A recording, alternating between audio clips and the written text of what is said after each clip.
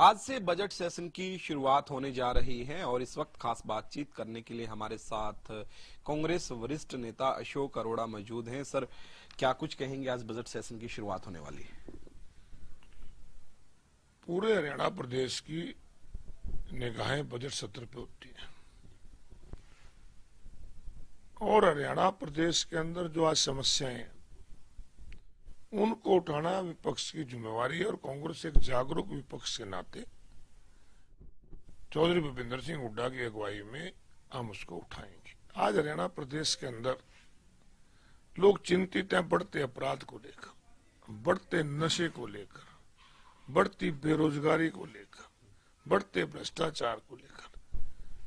तो लोगों की जो बात है वो विधानसभा में उठाएंगे और सरकार से कहेंगे कि सरकार की सबसे पहली जिम्मेवारी लोगों की सुरक्षा। आज रोजाना गैंगवार हो रहे हैं, फिरौतियां मांगी जा रही हैं, एमएलए तक को धमकी आ रही है मारने की, तो फिर कौन आदमी सुरक्षित। नशा इतना बढ़ गया कि ओवरडोज की वजह से आज बहुत हमारे बच्चे नशे के कारण जवान बच्चों की जान जा रही है। बेरोजगारी की दर लगातार बढ़ती जा रही है। भ्रष्टाचार के तो सारे रिकॉर्ड तोड़ दिए, घोटाले पे घोटाले हो रहे हैं और अब तो मंत्री स्वयं मानने लगे कि हमारे महकमे में 1500 करोड़ का घोटाला हुआ है। खुद जांच के आदेश मंत्री देते। धान घोटाला जब हम उठाते थे तो मुख्यमंत्री जी कहते थे कोई धान घोटाला नहीं है, और अब धान घोटाले के ऊपर भी किस प्रकार से कार्रवाई करने की बात करते हैं। तो इस प्रकार से जो आज स्कूलों में मास्टरों की कमी है, अस्पतालों में डॉक्टरों की कमी है, स्टाफ की कमी है, इस इश्यू को लेकर पुलिस के अंदर आज कांस्टेबलों की कमी है।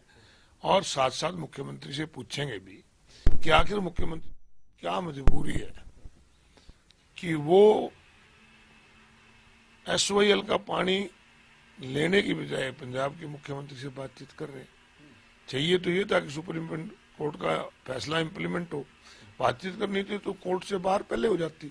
तो कोर्ट से बाहर तो तब होती है ना जब कोर्ट का फैसला ना हो। कोर्ट का फैसला हो गया तो क्या मजबूरी है।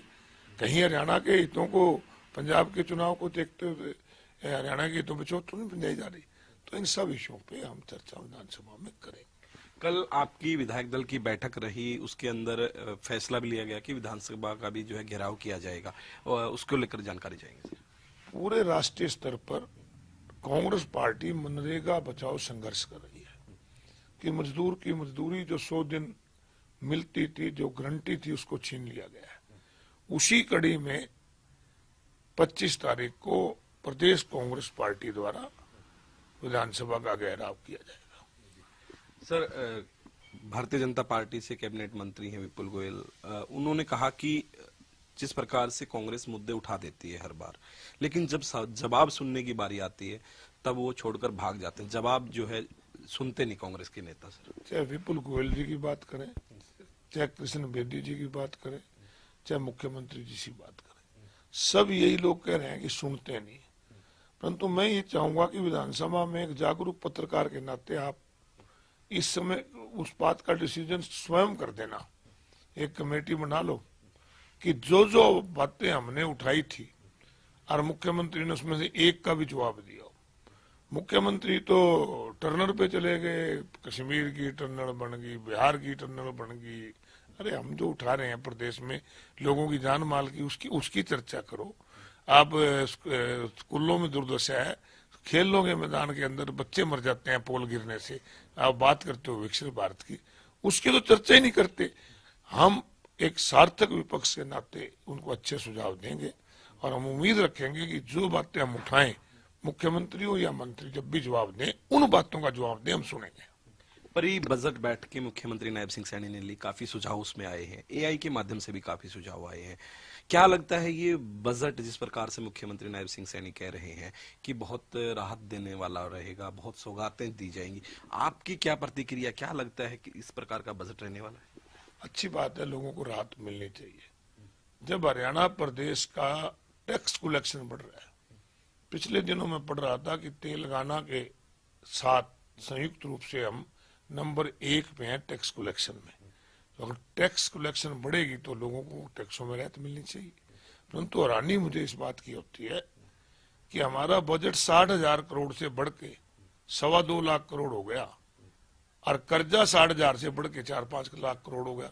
अगर आमदन बढ़ रही है तो कर्जा घटना चाहिए कि नहीं घटना चाहिए।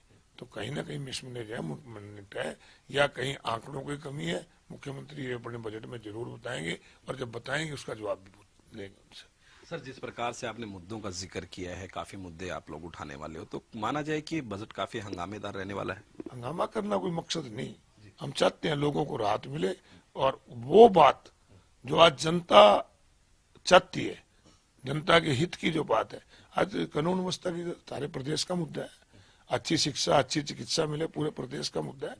हाँ, लोगों को रोजगार मिले पूरे प्रदेश का मुद्दा है। तो हम चाहेंगे कि एक जागरूक विपक्ष की भूमिका निभाते हुए सरकार को मजबूर करें कि सरकार लोगों को अच्छी सुविधा दे।